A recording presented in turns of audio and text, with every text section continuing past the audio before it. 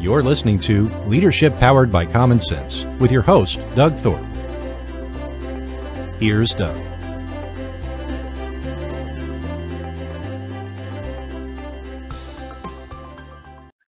Hello again, everyone. This is Doug Thorpe, and you're listening to Leadership Powered by Common Sense. Today, we're going to take another journey into the realm of marketing, but my guest and I have had a great time exploring some interesting twists, and I'll just get her introduced, and we'll dive right in. Her name is Pamela Wilson. Pamela, welcome to the show.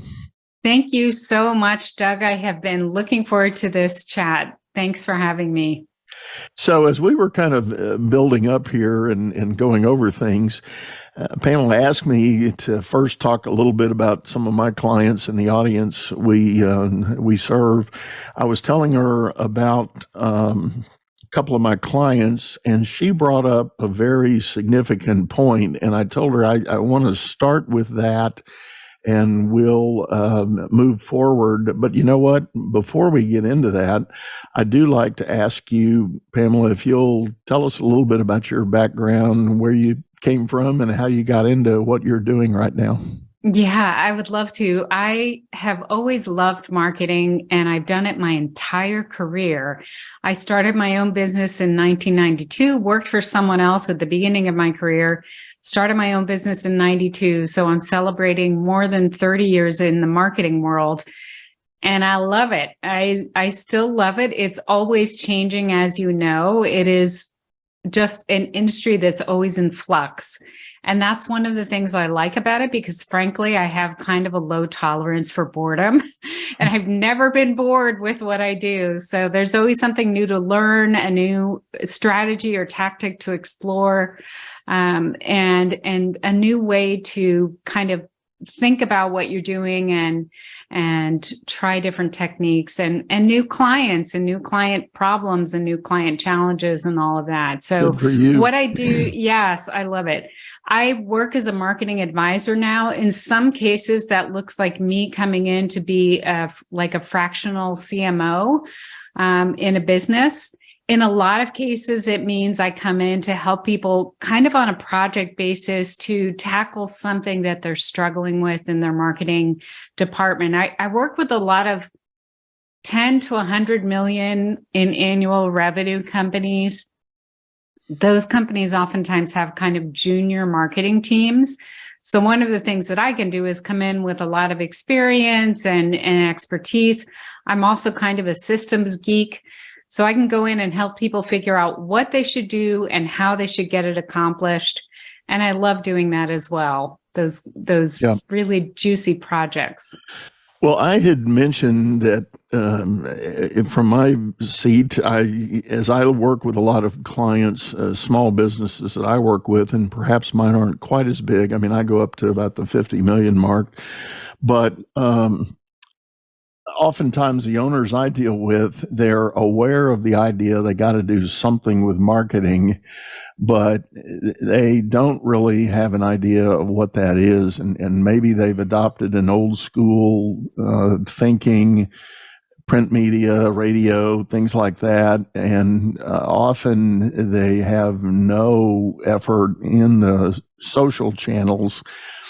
When I teed all that up, you described to me two varieties. You said brand and performance marketing. So let's start there. Let's talk about what the difference between those two, so people get maybe a better understanding of where we're going. Yeah, that's great. And I mean, I have really good news, which is that you do not need to do all kinds of marketing all the time in all the places. It's really a matter of figuring out what kind of marketing your specific business needs and thrives on. And that tends to fall into one of two categories. And most businesses kind of use a mix of these two categories. One is what I would call brand marketing.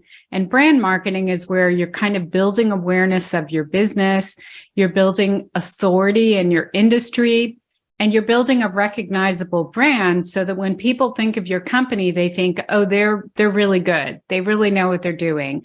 And that tends to generate a lot of word of mouth referrals. So if you're in a business where referrals are important, brand marketing is going to be important for you. The other kind of marketing, and again, most businesses have a mix of these. So the other kind of marketing to be aware of is performance marketing. And that looks like, it looks more like we're going to do this thing on our website and we're going to see how many leads that generates. And you're kind of looking at the data that marketing generates and deciding on whether or not you want to continue with that tactic based on the data. So based on, did it generate leads? Did those leads convert to sales? Are they long-term customers? All those kinds of things. So performance marketing is more about looking at data and responding to that data. Brand marketing is more about building awareness. Brand marketing is a little more squishy, I say, because it doesn't generate like hard numbers that you can look at. It's more of a longer term effect. It's a long-term play, as they say, right? So you're doing this brand marketing and over time it should pay off. You may not have hard data that shows you that, but over time you should see that you're getting more referrals, that people see you as an industry leader.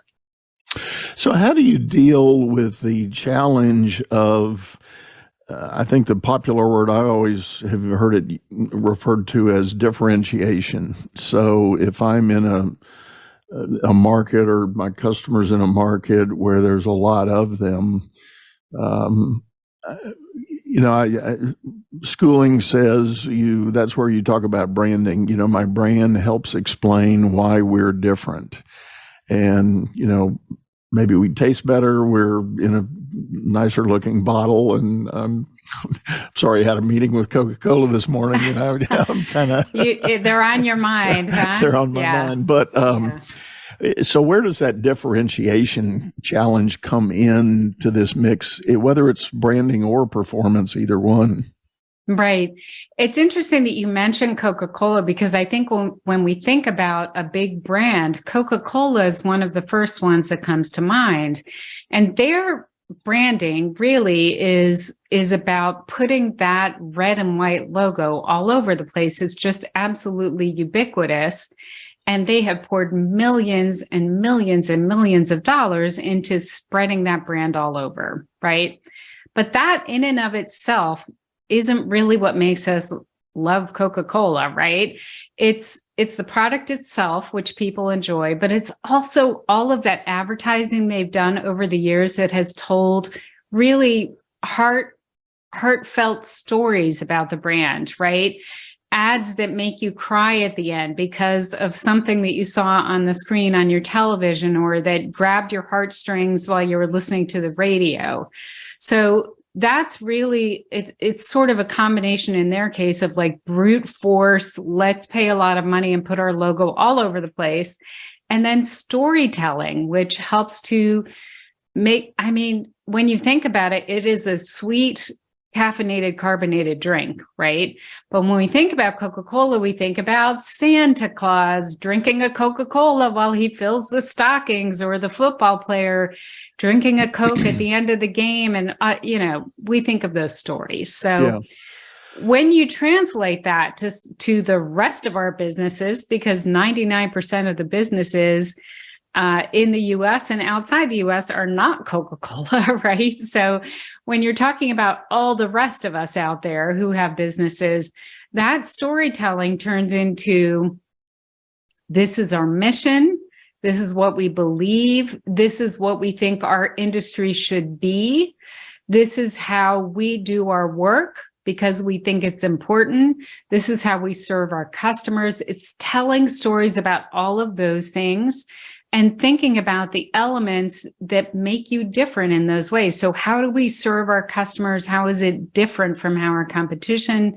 serves our customers? How do we combine our people in a way that's really unique to us to serve our customers? Things like that.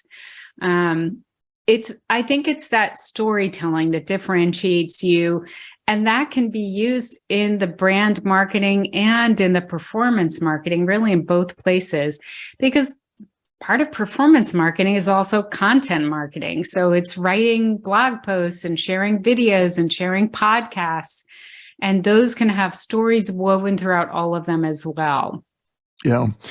It is so difficult often, or at least it's been my experience with the clients I've worked with, the privately held ones, not the Cokes of the world, but the smaller independent businesses. Sometimes you ask them the question, what are you about? What do you do? And there's this kind of, I don't know, I don't have a story to tell. I just do these things. And getting them to sit down and really focus on what that story might be. And when we were offline getting ready to get started here, we were talking. I happen to have a couple of clients that are in the construction business. One's a full-fledged home builder and the other's a remodeler. But how do you advertise a business like that, or how do you tell a story about what you're doing? And I've challenged both of those to think about what it is they're doing. And I've said, are you just building something, or are you creating a lifestyle change for the people you want to attract? Right, absolutely. And I think the way to get into those stories, it's very dependent on the question that you ask. It's funny, we're in this time, this may have happened since you and I spoke the first time, but Chat GPT is something that everyone is talking about right now. And have you experimented with it at all? Oh, yeah. Yeah. Right. I mean, we've all probably dabbled a little bit. And I think we all know enough to know that the results are very dependent on the input that you give it, the question that you ask, the way you craft that, the things you add to it that make it very descriptive so that it can give you exactly what you're looking for. And I think when it comes to pulling stories out of clients, it's kind of the same thing. It's, I think people are calling it prompt engineering now or something, which is kind of silly. But anyway, it's sort of question engineering that will pull out stories. And I think one of those stories can be, why'd you start your business? Like, how did it all take me back to the very early days, and how did it all start? And that can pull out some really fascinating stories. I have a client right now. It's three founders who founded the business together.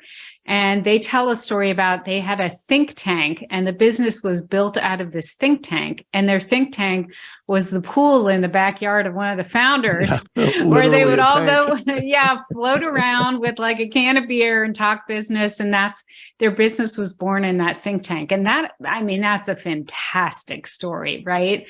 And you don't get to that story by saying, what makes you different, right? You get to it by saying, like, take me back to the early days and tell me what that was like. Like, what took you from this, you were a person who did not have a business, and then suddenly you were starting a business, and tell me about how that worked out, right? And then the other way to engineer a prompt that gets a great story is to ask people to tell a story about a customer whose life they really transformed, or if it's a business to business, what customer's business did you truly transform with what you do? Tell me that story. Where were they before? What was the work that you did together with them? And where are they now? Yeah. I was. I had mentioned the remodeler. When I began working with him almost 2 years ago, we took a deep dive and did a lot of hard work in what he had going on with his business. And we fundamentally have doubled his business in the time we've been together. And one of the elements of that was asking him, how does he advertise and promote his brand or what he's doing? And there was a community magazine that he was part of, and that was his primary advertising spend. The owner of that magazine opted to retire and get out of the business, and told my client that he was going to do so. And the client said, you can't let this magazine die. It's my only real channel.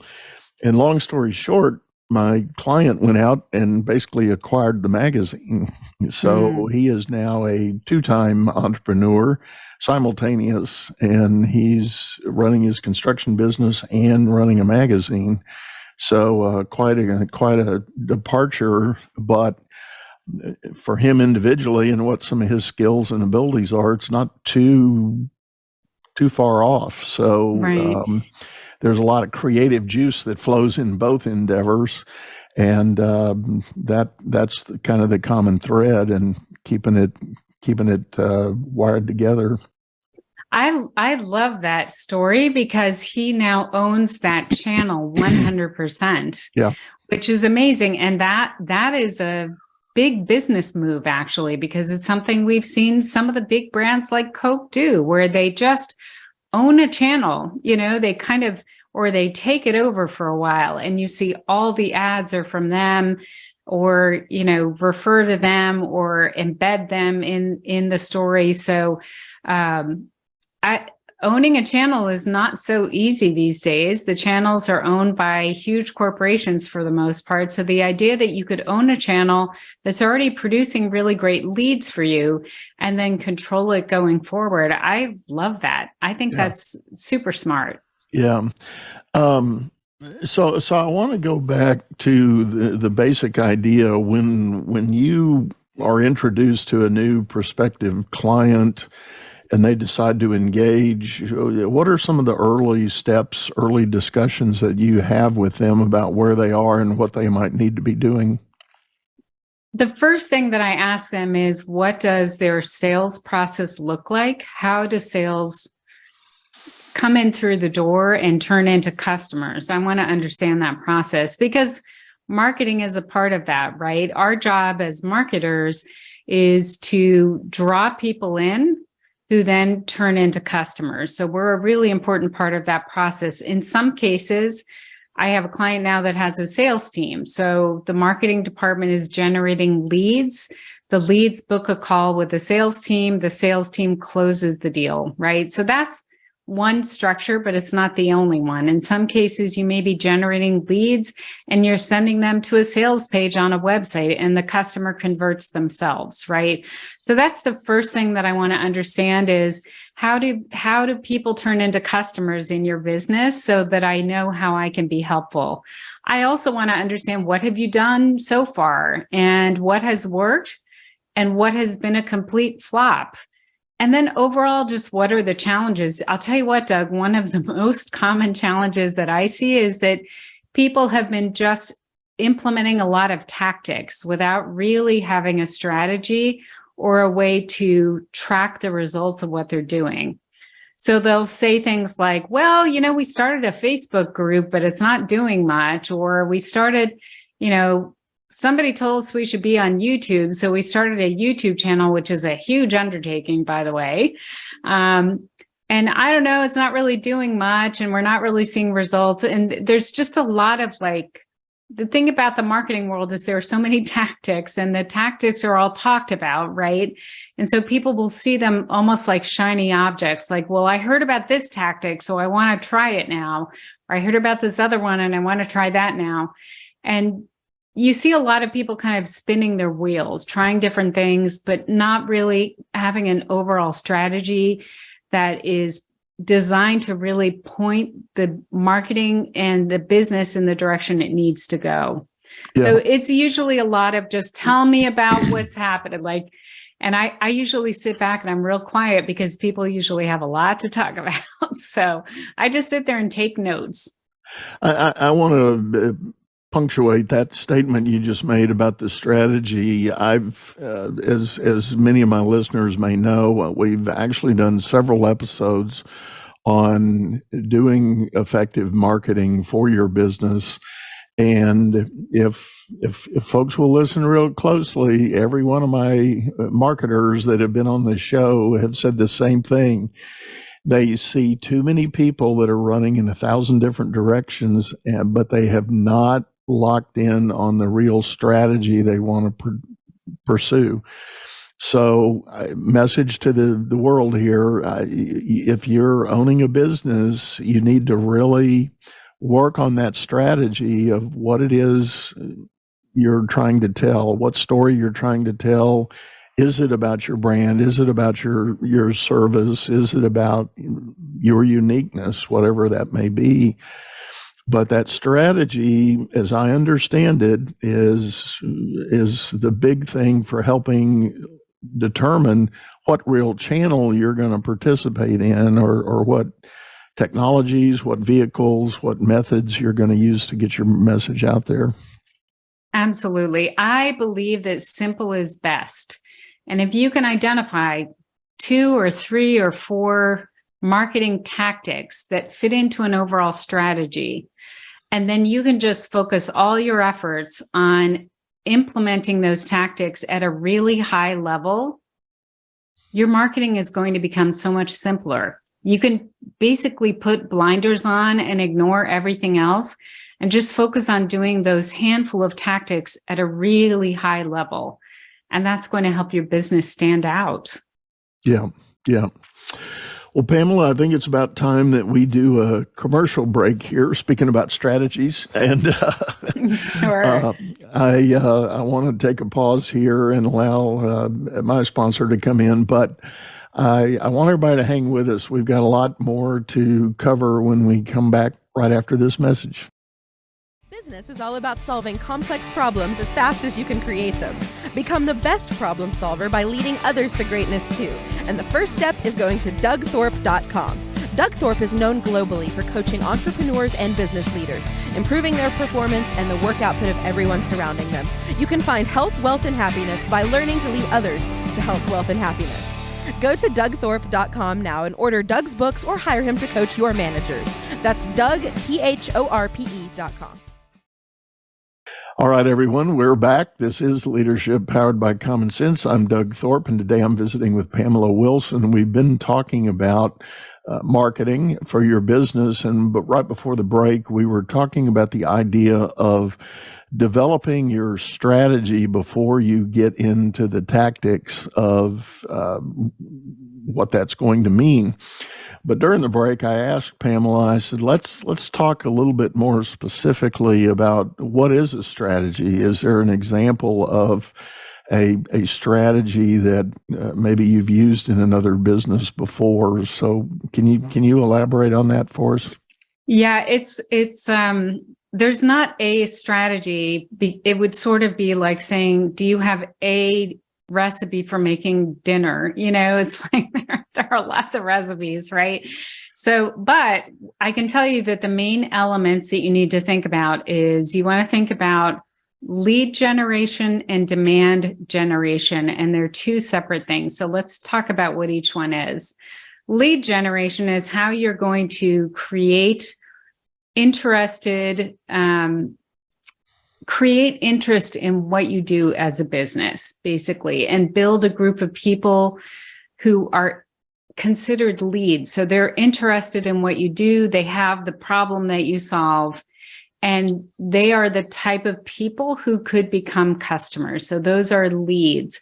And you want to be consistently generating leads so that you have a consistent flow of new customers coming in your door.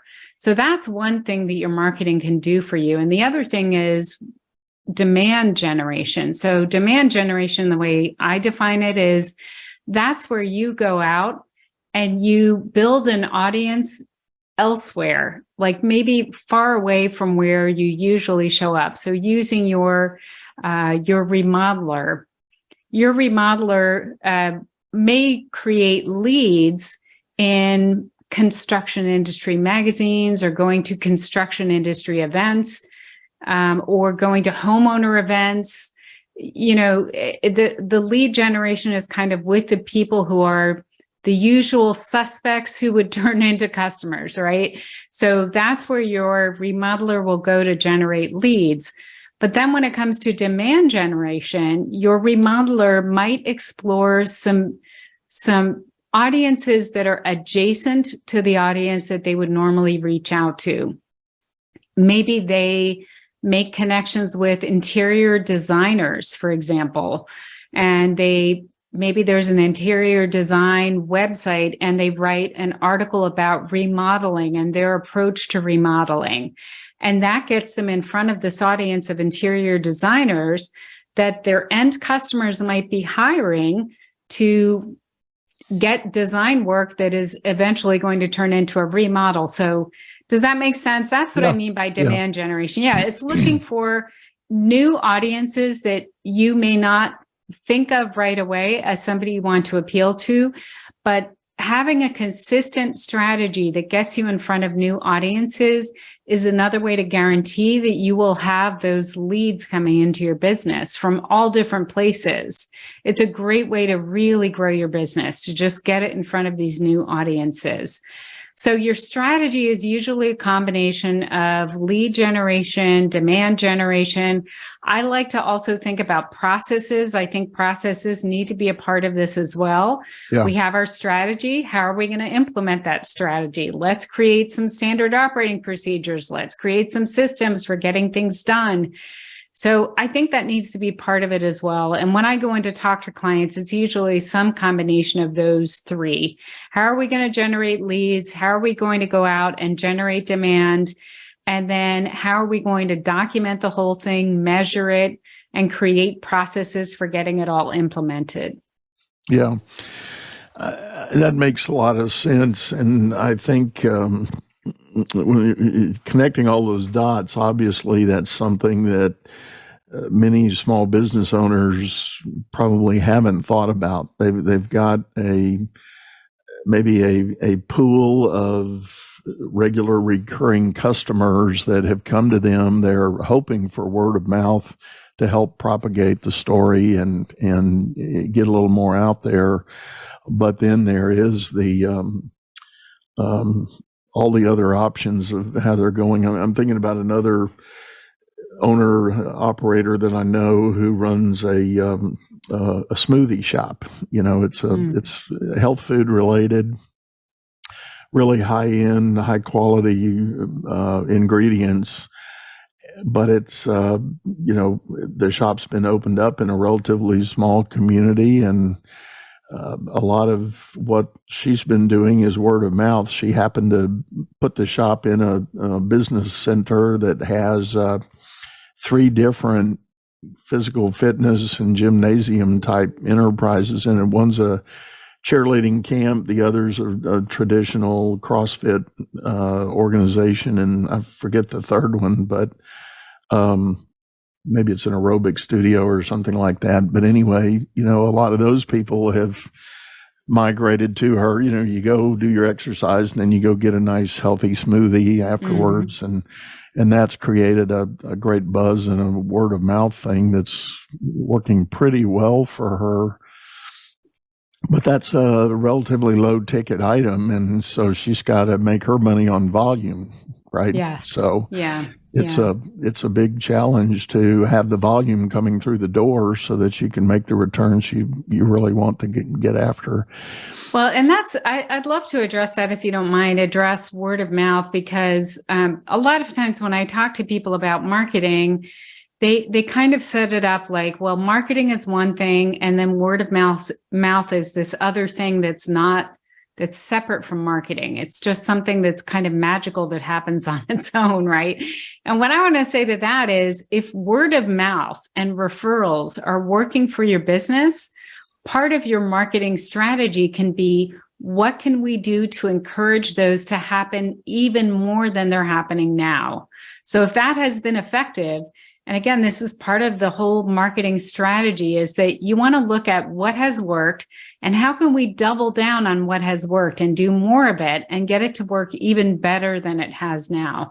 So there are proven ways that you can get referrals to happen more often.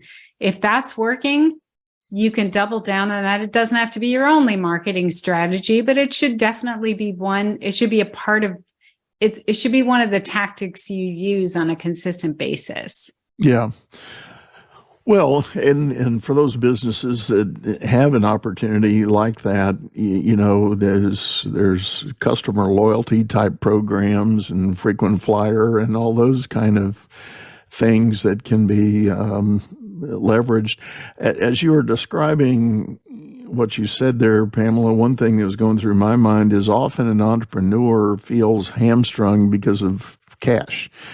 they're in the early stages of their business, and there's not a lot of surplus cash to invest in doing some of these great initiatives. They may have a wonderful strategy, but the strategy is really biased based on what the budget allows. Right. So, is there a notion of stair-stepping that strategy as the business, stair steps in growth? Definitely. I mean, part of their revenue investment, once they are revenue positive and they feel like they have nice, consistent cash flow, they need to reserve part of that to put toward marketing so that they can grow the cash flow, grow the revenue, and keep it coming in. But in the meantime, the thing to ask themselves is, what has worked? What has worked so far? And how can I make what has already work even better? Which is, we just talked about that. But what I see is a lot of people get distracted by some marketing shiny object that they hear about, and they want to pursue it. And it means starting this whole initiative from scratch. Right.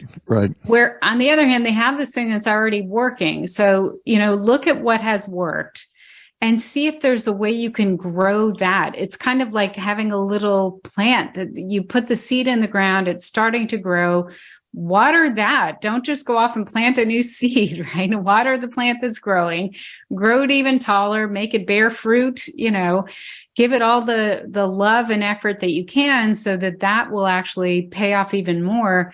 And chances are, whatever you started with, if your cash flow is tight, you probably started with something that doesn't cost much. So get it to work even better and work on that before you pursue like a brand new tactic that you haven't tried at all. Yeah. So very important to allow yourself to revisit what the choices you've made in the past, because maybe they were constrained by the budget availability, and now as your business does grow, you've got to think about adjusting that and moving forward. And what keeps coming back to me is, because you've said it a couple of times, is the idea that what's working, being able to double down or increase the effort in that area using the same tactic, but looking for other opportunities of like kind that you haven't been able to get to before. I'm thinking of my remodeler guy. The idea of him being able to get around to a lot of networking events like home shows and decorator meetings and designer meetings. He's constrained by time. I mean, Right. Being the owner operator of the business, it's time management is a big issue for him. Totally. But Yeah. if but he there, were to, I'm sorry. Well, there are ways to do that, Doug. So, for example, it doesn't necessarily have to mean going to an in-person event.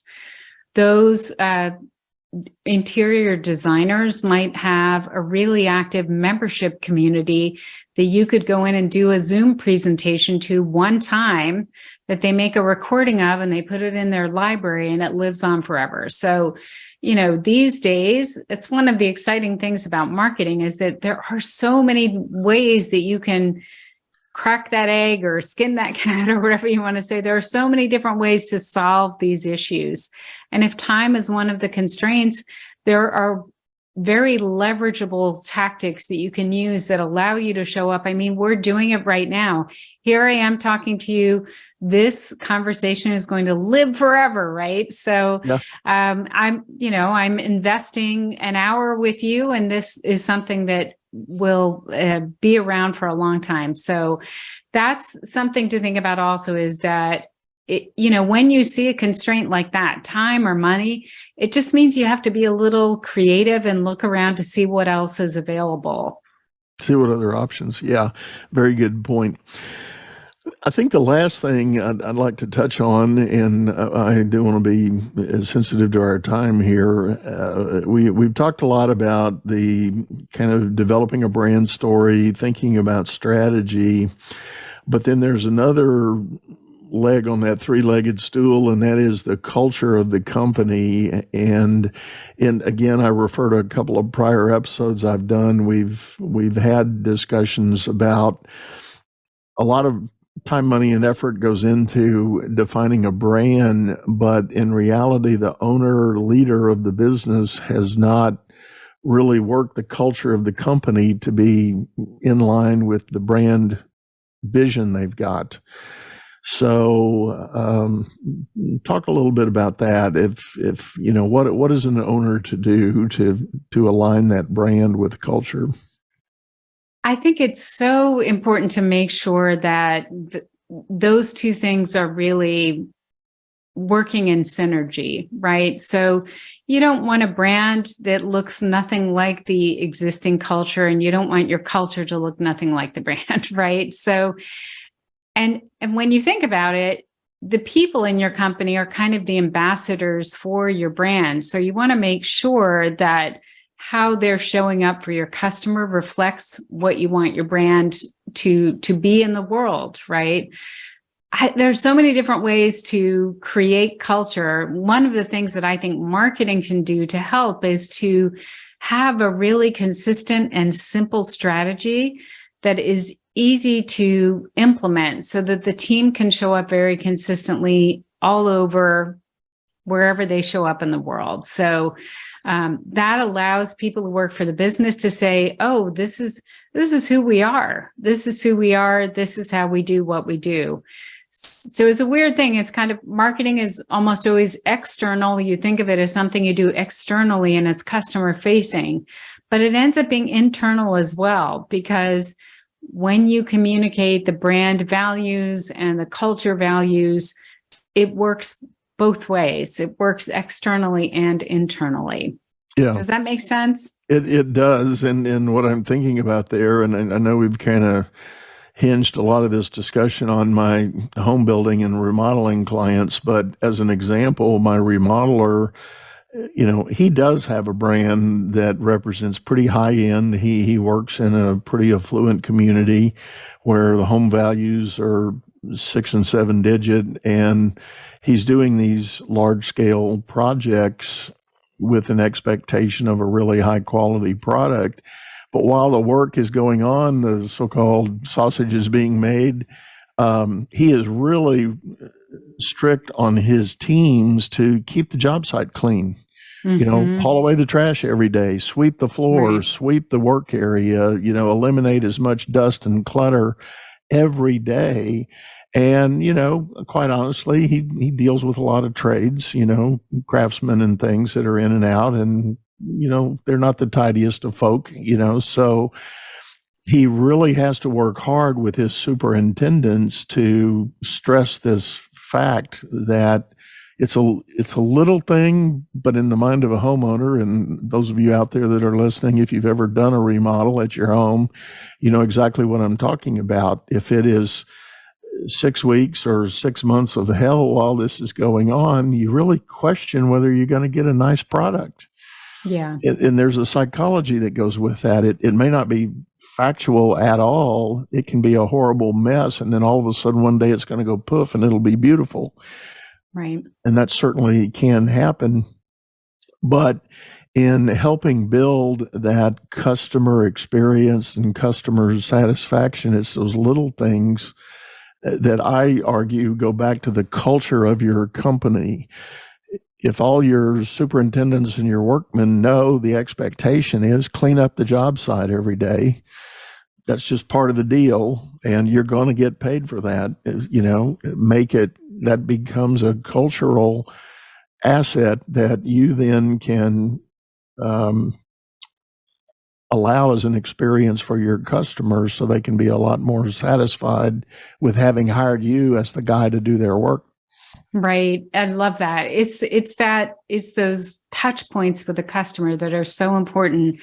I have another example, if you want, I'll share. Yeah, please.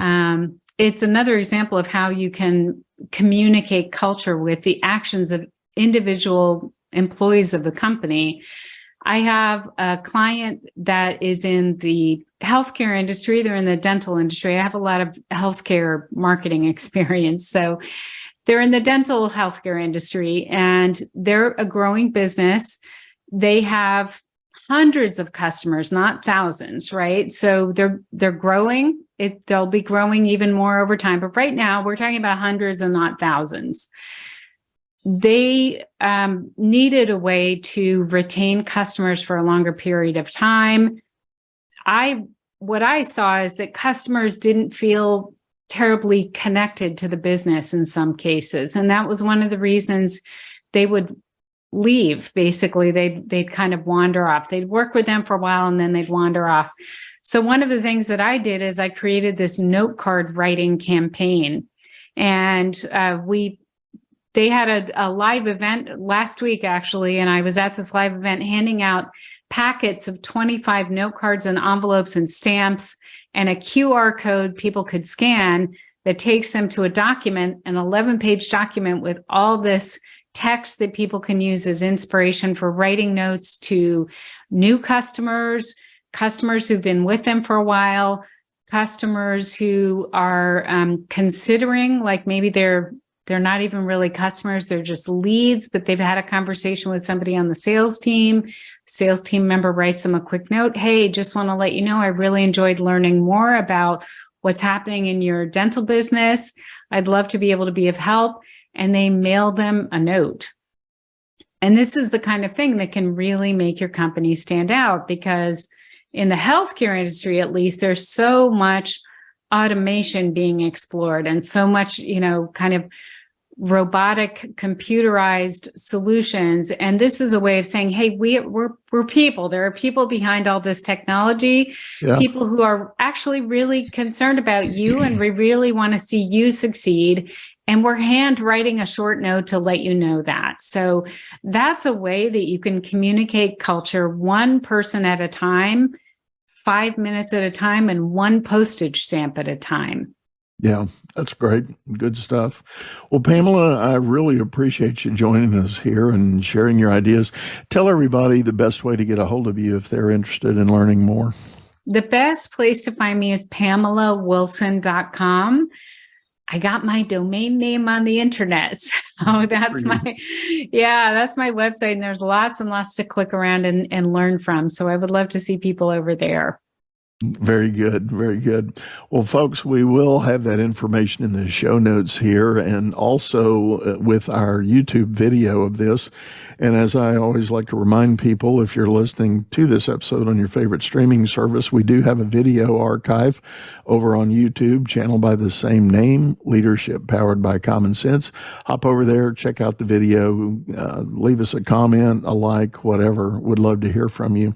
For now, we're going to sign off, say goodbye, and hope you have a great day. You've been listening to Leadership Powered by Common Sense, hosted by Doug Thorpe. If you would like to know more about the coaching and advisory services he provides, visit dougthorpe.com.